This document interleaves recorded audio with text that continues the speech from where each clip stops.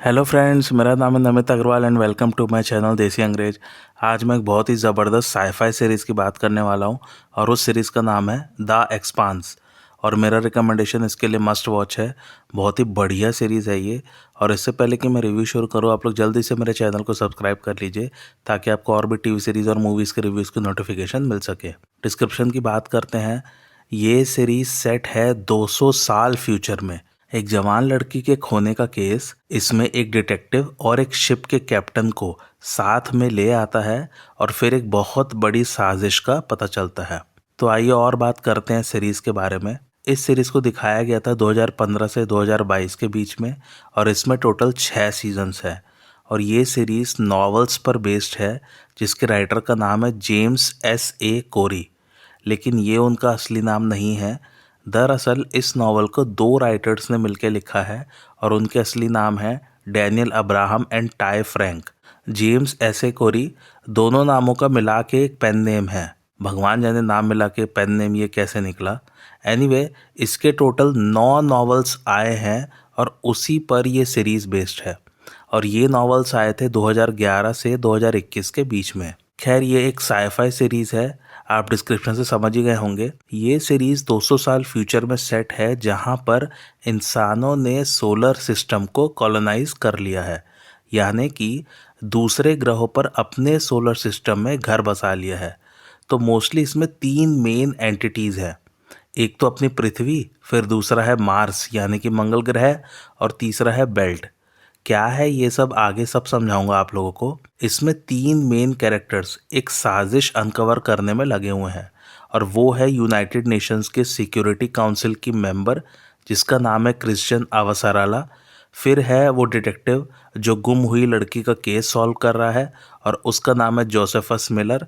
और तीसरा है एक शिप का कैप्टन जिसका नाम है जेम्स होल्डन। अब ये तीनों की कहानियाँ कैसे एक साथ अलग अलग जगह रह के भी एंटेंगल हो जाती है और फिर अल्टीमेटली किस साजिश का पर्दाफाश होता है, यही सब इस सीरीज़ में एक्सप्लोर किया गया है। और हाँ, ये सब तो चल ही रहा है, इसके अलावा एक नई एलियन टेक्नोलॉजी अचानक से सबके सामने प्रकट हो जाती है जो किसी को भी समझ में नहीं आ रहा है कि ये है क्या। उसकी अलग मिस्ट्री चल रही है। तो आइए पहले आपको इस सीरीज़ की बेसिक सेटिंग समझा देता हूँ। तो जैसा मैंने बताया कि इंसानों ने सोलर सिस्टम को कॉलोनाइज कर लिया है, यानी कि अपने घर बसा लिए हैं और ऑलमोस्ट सभी ग्रहों या उनके आसपास इंसान अब रहने लग गए हैं। इसमें 3 सबसे बड़ी शक्तियां हैं, यानी कि सरकारी गवर्नमेंट्स बनी हुई है। पहली है United Nations of earth and Luna. Moon को इसमें लूना कहा गया है। जी हाँ, यानी कि इसका मतलब है कि चांद पर भी इंसान ने जाके रहना शुरू कर दिया है। दूसरा है Martian congressional Republic of Mars, यानी कि मंगल ग्रह की सरकार। और तीसरा है outer planets alliance, short form में जिसे हम ओपीए भी कह सकते हैं। ये ओपीए एग्जैक्टली है क्या? ये एक थोड़ी सी कमज़ोर पॉलिटिकल कन्फेडरेशन है उन लोगों की जो कि एस्ट्रॉयड बेल्ट्स और मून्स में रहते हैं, जुपिटर और सैटर्न के ग्रहों में। इसलिए ओपीए को बेल्ट नाम से भी कह सकते हैं। तो इस प्रकार हो गई ये 3 लार्जेस्ट पावर्स पूरे सोलर सिस्टम में। अब सब किस तरह की सरकारें हैं ये भी समझ लीजिए। तो अर्थ और लूना की सरकार मिलिट्री की तरह काम करती है और बहुत ही कैपिटलिस्ट माइंडेड है ये सरकार। दूसरी तरफ मार्स की सरकार कॉरपोरेट की तरह काम करती है, यानी कि इस ग्रह में सभी काम डिवाइडेड है, जैसे कि agriculture, labour, military, business, scientific वगैरह वगैरह। लेकिन ये दोनों सरकारें मिलके बेल्ट्स की जनता पर बहुत जुल्म ढाती हैं और उनके कीमती नेचुरल रिसोर्सेज पर कब्जा करना चाहती है। इसलिए बेल्ट की जनता पृथ्वी और मंगल ग्रह दोनों की सरकारों और उनके लोगों को पसंद नहीं करते हैं। अब आइए एक एक सीजन की बात करते हैं ताकि आपको सीरीज की कहानी का थोड़ा सा आइडिया हो जाए।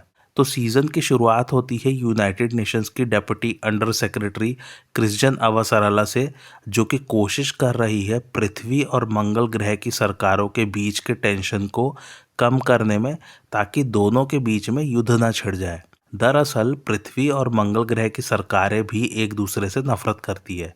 इसका कारण भी बता देता हूँ। शुरुआत में मार्स पर अर्थ ने कॉलोनी बनाई थी, लेकिन अर्थ की सरकार वहाँ के लोगों को ज़्यादा सपोर्ट नहीं करती थी। तो जब लोगों ने देखा कि उन्हें अपने दम पर ही मार्स पर सरवाइव करना पड़ेगा, तो वो लोग धीरे धीरे सेल्फ सफिशिएंट हो गए।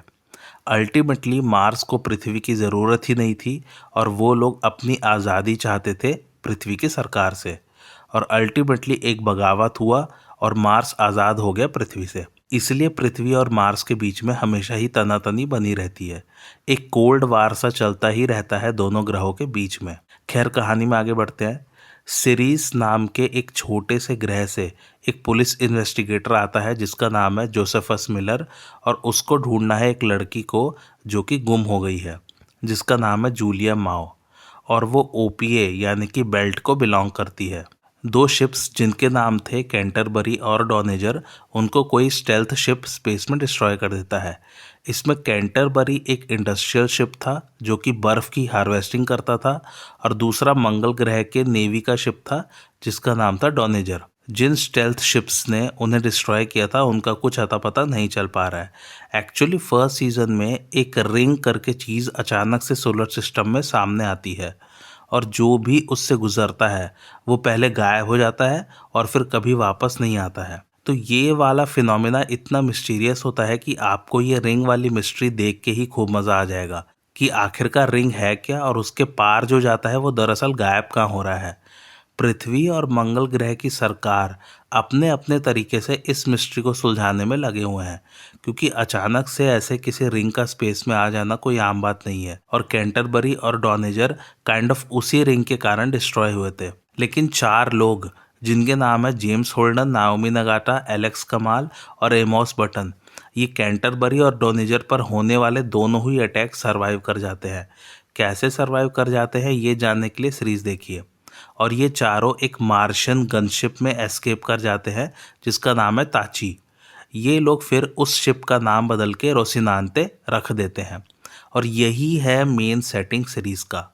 जेम्स होल्डन और बाकी मेन 3 कैरेक्टर्स की कहानी मोस्टली इसी शिप में सेट है। इसके बाद रोसिनांते शिप का क्रू डिटेक्टिव मिलर की मदद से पता लगाते हैं कि एक बायो हैजर्ड के चलते बेल्ट के एक स्पेस पोर्ट पर, जिसका नाम इरोस है, वहाँ पर लोगों की जानें जा रही हैं। और जूलिया की मौत भी उसी बायो हैजर्ड के कारण हुई थी, और ये बायो हैजर्ड उसी रिंग से रिलेटेड है। अब ये लोग रिंग की मिस्ट्री को कैसे धीरे धीरे अनकवर करते हैं और उन्हें कैसे बायो हैजर्ड का पता चलता है, ये सब जानने के लिए आप लोग सीरीज देखिए। दूसरे सीजन की शुरुआत होती है जब रोसिनांते का क्रू ओपीए के कुछ मेंबर्स के साथ उस बायो हैजर्ड को इरोस पर अटैक करते हैं ताकि वो उसे डिस्ट्रॉय कर सके। लेकिन पता चलता है कि वो बायो हैजर्ड काइंड ऑफ एक सोलर वेपन है जिसे प्रोटोमॉलिक्यूल कहते हैं। अब इससे पहले कि मैं आगे बढ़ूं, आइए थोड़ा सा प्रोटोमॉलिक्यूल को समझ लेते हैं।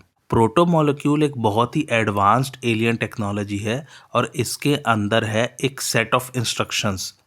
इसे बनाया था एक एलियन सिविलाइजेशन ने जिनका नाम था रिंग बिल्डर्स, या सिंपली बिल्डर्स भी कह सकते हैं। ये एलियन सिविलाइजेशन बहुत ही टेक्नोलॉजिकली एडवांस थी, तो इन्होंने प्रोटोमॉलिक्यूल बनाया था ताकि ये लोग एक नेटवर्क बना सके रिंग गेट्स का। जिस रिंग की बात मैं पहले कर रहा था वही रिंग गेट ये रिंग बिल्डर्स बना रहे थे। क्यों बना रहे थे? ताकि इन गेट्स के थ्रू ये लोग लाइट से भी ज़्यादा स्पीड से एक स्टार सिस्टम से दूसरे स्टार सिस्टम में ट्रैवल कर सके। इसको आप लोग वार्म होल्स भी कह सकते हैं।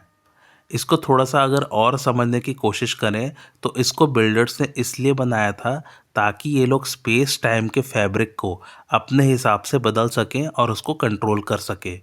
और ये प्रोटोमॉलिक्यूल लिविंग सिस्टम्स को मैनिपुलेट कर सकता है, और ये सैटर्न के मून जिसका नाम फीबी है उस पर मिला था। प्रोटोमॉलिक्यूल हाईली वोलेटाइल सब्सटेंस है, यानी कि इसको बहुत संभाल के हैंडल करना पड़ता है, नहीं तो किसी के भी दिमाग पर कब्जा करके प्रोटोमॉलिक्यूल उसको अपने हिसाब से मैनिपुलेट कर सकता है।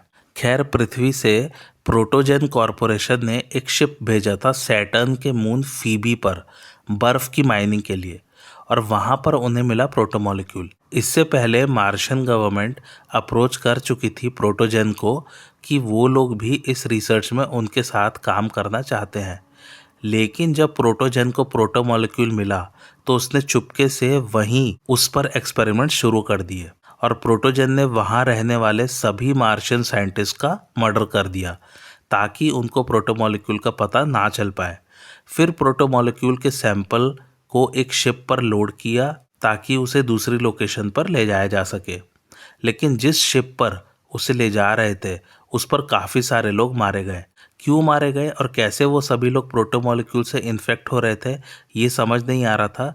एनीवे जूली माओ सरवाइव कर गई थी किसी तरह वो प्रोटोमॉलिक्यूल से इन्फेक्शन, और वो शिप को इरोस पर लेके चली गई। लेकिन अल्टीमेटली जूली भी इन्फेक्ट हो गई और वो इरोस में एक होटल में मर गई। इसके बाद प्रोटोजन ने जूली की बॉडी से प्रोटोमॉलिक्यूल एक्सट्रैक्ट कर लिया और जूली पेशेंट ज़ीरो हो गई।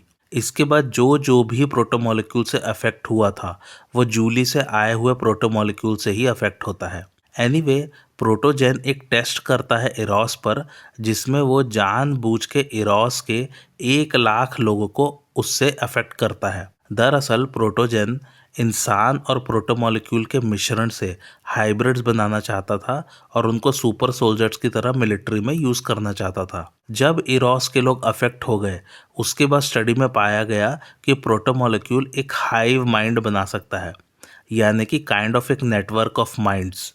और इस प्रोटोमॉलिक्यूल ने लोगों के दिमाग के साथ साथ इरोस स्टेशन के कंप्यूटर्स पर भी कब्जा कर लिया। खैर इसका एक्सप्लेनेशन बहुत ही लंबा चौड़ा है।